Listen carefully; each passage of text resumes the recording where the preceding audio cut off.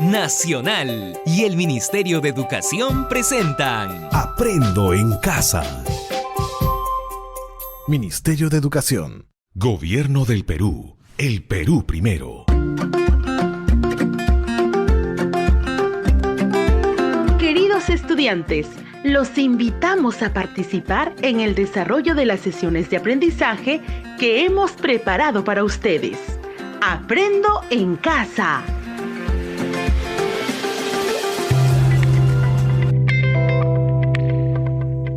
La clase de hoy es Soy un cuentacuentos. Buenos días, queridos estudiantes del tercero, cuarto y quinto grado. Hoy es un nuevo día, asumiendo con responsabilidad estar en casa para prevenir la transmisión de esta pandemia del coronavirus. Es también una oportunidad para aprender en casa, acompañado de tu familia, empleando como medio la radio local. Nos gustaría iniciar preguntándote, ¿alguna vez alguien te ha narrado un cuento o un relato? ¿Con qué frecuencia lo han hecho? ¿Qué cuento o relato que narraron antes, hasta el día de hoy lo recuerdas? ¿Por qué será que lo recuerdas? Permítame que te cuente una experiencia personal. Recuerdo que cuando era un adolescente como tú, siempre escuchaba con atención la narración de historias que me contaba mi abuelita. En una ocasión, ella me narró sobre la leyenda del Chuyachaki, un ser mitológico de la selva que un día se le apareció a una joven que estaba sembrando en su chacra y con engaños la llevó a su morada. Papá, mamá, abuelos, todos sufrieron mucho la ausencia de la joven. Por más que la buscaron con ayuda de los curanderos, de las autoridades de la comunidad, no pudieron encontrarla y jamás regresó a su hogar. Nadie volvió a saber de ella. Esta historia está presente en mi memoria, aún como si fuese ayer que me la contaron. La escuché con tanta atención que me permito hoy contarlos a ustedes.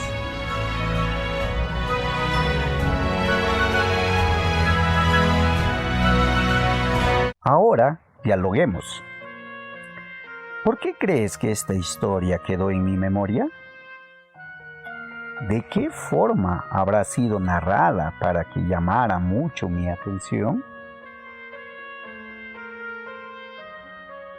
La respuesta a estas preguntas los encontré con el tiempo durante mis estudios en la universidad.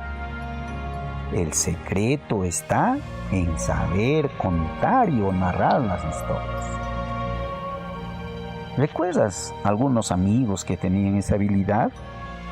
En tu aula, en tu barrio, no solo para narrar historias, sino también para contar chistes, adivinanzas, etc. Son habilidades que las personas van desarrollando a través de la experiencia. En esta oportunidad te vamos a invitar a escuchar el relato de una leyenda amazónica titulado El Fuego. Este relato es narrado por un cuentacuentos.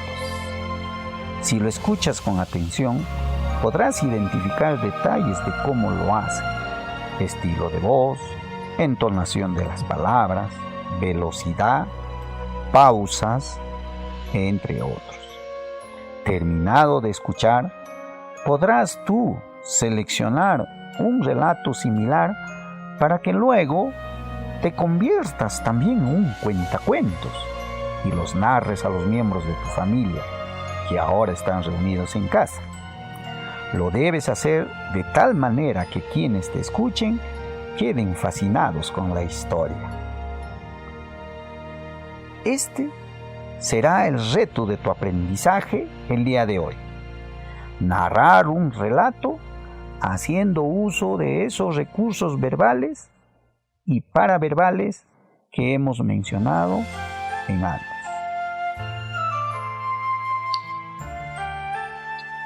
La clase de hoy es Soy un cuentacuentos. Buenos días, estimados estudiantes. Hoy es un nuevo día, asumiendo con responsabilidad estar en casa para prevenir la transmisión de esta pandemia del coronavirus. Es también una oportunidad para aprender en casa, acompañado de tu familia, empleando como medio la radio local. Nos gustaría iniciar preguntándote, ¿alguna vez alguien te ha narrado un cuento o un relato? ¿Con qué frecuencia lo han hecho? ¿Qué cuento o relato que narraron antes, hasta el día de hoy lo recuerdas? ¿Por qué será que lo recuerdas? Permítame que te cuente una experiencia personal. Recuerdo que a continuación vamos a narrarles una leyenda, el fuego. El pico del oro no siempre ha sido corto y torcido, ni el plumaje del gallinazo tenía ese feo color negro con ceniciento. Era largo y respetable el pico del oro y el plumaje del gallinazo de color dorado. Tampoco la cabeza del buitre ni el pescuezo del manchaco eran pelados. Estaban protegidos por plumajes abundantes y delicados. Lo que ocurrió con ellos vas a oírlo ahora. Resulta que es una mala época para los antepasados por las muchas cosas indispensables de que carecen. Pero de todas ellas, la que más les hace falta es el fuego. El Inca, encargado de hacerles llegar el fuego, se ha apoderado de él para su beneficio personal y se niega a compartirlo con nuestros antepasados. Y por culpa de este gobernante mezquino, sufren muchas privaciones. Sufren el frío de las noches y no pueden protegerse del otorongo que llega a la oscuridad. Mete la zarpa en los mosquiteros y se lleva a los niños. Les es imposible quemar las cerámicas, así como la maleza de las chacras para cultivar. Están impedidos de confeccionar sus flechas y labrar sus canoas, ahuecando los troncos con el fuego. Y, lo peor de todo, se ven obligados a devorar crudos sus alimentos. Los intentos por rescatar el fuego del poder del Inca han costado la vida a muchos antepasados, porque además de mezquino, este gobernante Inca es cruel y perverso y castiga severamente al menor intento de rebelión. Los animales, que por entonces son personas como nosotros, se compadecen al presenciar los sufrimientos de nuestros antepasados. Esto no puede seguir así, dice el loro cierto día. Estoy de acuerdo, dice el gallinazo, pero ¿qué podemos hacer? Son muy fuertes y altos los poderes del mezquino. Pero es más alto nuestro vuelo, sentencia el loro. Es así que el gallinazo contempla con mucha admiración cómo el loro se aproxima al patio del Inca. Se esconde entre el follaje frondoso de la selva y, disimulando entre las hojas su ropaje verde azul, espera inmóvil y silencioso el momento propicio. En el patio, la mujer del Inca se encuentra apartando el fogón de la hojarasca caída de los árboles y el Inca vigila el fuego para evitar que se extinga. En un momento de distracción de ambos, vuela el loro hasta el fogón, atrapa entre su pico un tizón encendido y reanuda el vuelo. La mujer vocifera al descubrir al ladrón y el Inca mezquino trata inútilmente de interceptar su fuga armado de una rama. Es tan raudo el vuelo del loro que va dejando en el aire un reguero de chispas. El viento aviva el corazón rojo de la brasa y el loro soporta el tormento del fuego en el pico que va perdiendo su forma. Llega como puede a lo alto de un árbol seco y suelta la brasa en su copa. Su pico ha quedado completamente retorcido y el fuego devora ahora los brazos del árbol. Al ver que el árbol arde sin remedio, el Inca mezquino bate su tambor de piel de tapir ordenando la presencia de la lluvia. Esta, que dormita en su mosquitero de nubes, despierta al llamado del tambor y baja a ponerse a órdenes del gobernante. «Acaba con esa candela», le ordena el inco mezquino. Y la lluvia se precipita sobre el árbol encendido a cumplir el mandato del amo. Viendo el gallinazo que la proeza del oro está en peligro, vuela al encuentro de la lluvia y se interpone entre ella y el árbol, con las alas extendidas. El rescoldo y el humo negro que despide el fuego van oscureciendo su plumaje dorado. No alcanzan, sin embargo, sus alas a proteger al fuego de la lluvia, y el buitre y el manchaco, que presenciaba la escena, hablan así: el enemigo los está venciendo. Tanto sacrificio de los hermanos para nada. Habrá que ayudarles, dice el manchaco, y vuelan a través de la lluvia y despliegan sus alas como un techo de plumas sobre el fuego. Ya no puede la lluvia apagar el fuego, pero las llamas queman el pescuezo del manchaco y la nuca del buitre, privándolos de plumas. El fuego avanza envolviendo al tronco del árbol como una serpiente ante la impotencia de la lluvia y la desesperación del inca mezquino.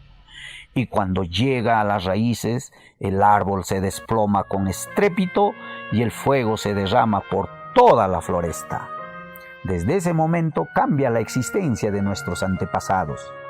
Ya pueden hacer fogones para cocinar sus alimentos y preparar las medicinas, fogatas para abrigarse en las noches frías y ahuyentar a los otorongos y boas, pequeños fuegos para elaborar las canoas y flechas y grandes fuegos para quemar las chacras, hornos para las cerámicas y antorchas para alumbrarse en las noches sin luna. El oro, el gallinazo, el buitre y el manchaco quedaron para siempre con las marcas de su atrevimiento. De ellos aprendimos que los padecimientos no tienen importancia cuando se trata de corregir una injusticia.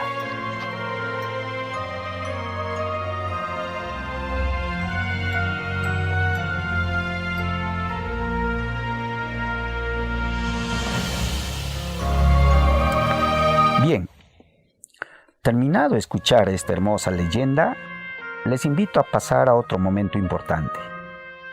Habíamos hablado de lo que tenemos que hacer antes de escuchar y durante la escucha. Pero, ¿qué debemos hacer después? Luego de haber escuchado con atención este relato y haber tomado nota en tu cuaderno de los hechos que más llamaron tu atención, ya podemos dialogar acerca de la lectura. Por ejemplo, ¿podrías decirme cómo fue narrada la historia por el cuentacuentos? Recuerda, cuentacuentos es una persona que narra oralmente cuentos, relatos, historias. Para ello, hace uso de varios recursos. Uno de ellos son los recursos verbales, que es el lenguaje oral, ¿no? La forma como expresa los cuentos. Otro recurso que utiliza son los no verbales. Entre ellos están los gestos, movimientos corporales, su creatividad al narrar la historia ante un público determinado. Y también utiliza recursos paraverbales, como la entonación e inflexiones de la voz, distancias, velocidad a la que habla, pausas que debe realizar.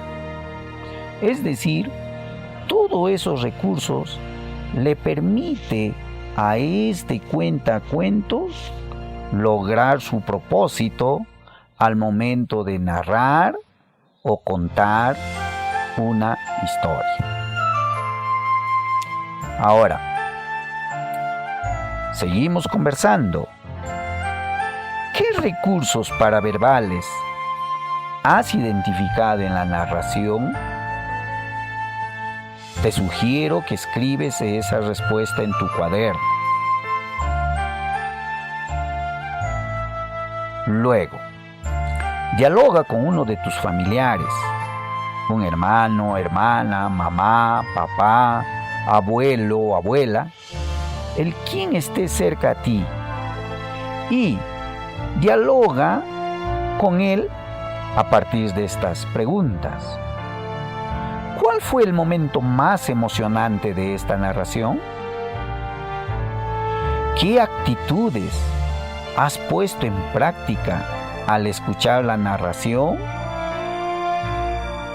¿De qué manera narró la historia el cuentacuentos? ¿Cómo fue el tono y volumen de la voz del cuentacuentos?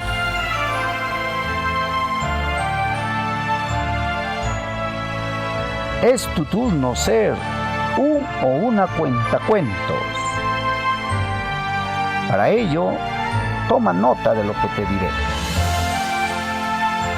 Selecciona un relato que sea parte de tu tradición oral. Escríbelo en tu cuaderno y ensaya haciendo uso de los diversos recursos que hoy has aprendido.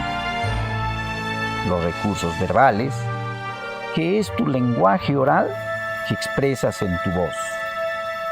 Los recursos no verbales, como los gestos, movimientos corporales, postura, expresión facial y tu creatividad para narrar la historia. Y los recursos paraverbales, como la entonación e inflexiones de tu voz, velocidad cuando hablas, énfasis en algunas cosas, pausas que requieres hacer, etc. No olvides desplazar la mirada y tu cuerpo para darle más énfasis a la narración. Cuando ya estés listo o lista, condiciona un espacio en tu casa para tu público, que en este caso será tu familia. Reúneles, invítales y nárrales la historia que has seleccionado con tus propias palabras y con tu creatividad. Te recomiendo usar elementos como una vestimenta, un sombrero, entre otros, que ayuden a enfatizar el relato. Una vez que hayas cumplido el reto, escribe tu experiencia como cuentacuentos en tu cuaderno y desarrolla las siguientes preguntas que te van a ayudar para tu registro. ¿Qué pasos seguiste para cumplir el reto? ¿Qué recursos no verbales y paraverbales has usado mientras narrabas? ¿Cómo te has sentido al momento de narrar? Después de ello, recoge la opinión de tu familia acerca de cómo fue tu desenvolvimiento como un cuentacuentos. Pregúntales y registra sus respuestas en tu cuaderno. Entre esas preguntas, formula algo como: ¿te gustó la forma como narré la historia? ¿Por qué? ¿Qué sugerencias me harías para seguir mejorando como un cuentacuentos? Recuerda, es importante conocer nuestras tradiciones orales y la de otras regiones porque son parte de nuestra identidad peruana. Una forma de valorarlas es transmitiéndola como tú lo hiciste esta vez. Sé que ahora eres un cuentacuentos.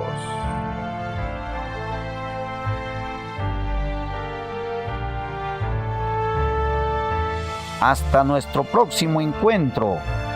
Y recuerda, querido amigo estudiante, seguir en casa como el único medio de combatir a este enemigo en común que en estas épocas nos viene azotando, el COVID-19. Muchas gracias.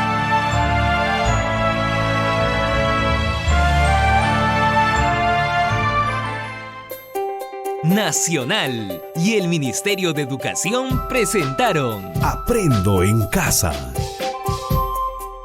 Ministerio de Educación. Gobierno del Perú. El Perú primero. El Perú primero. El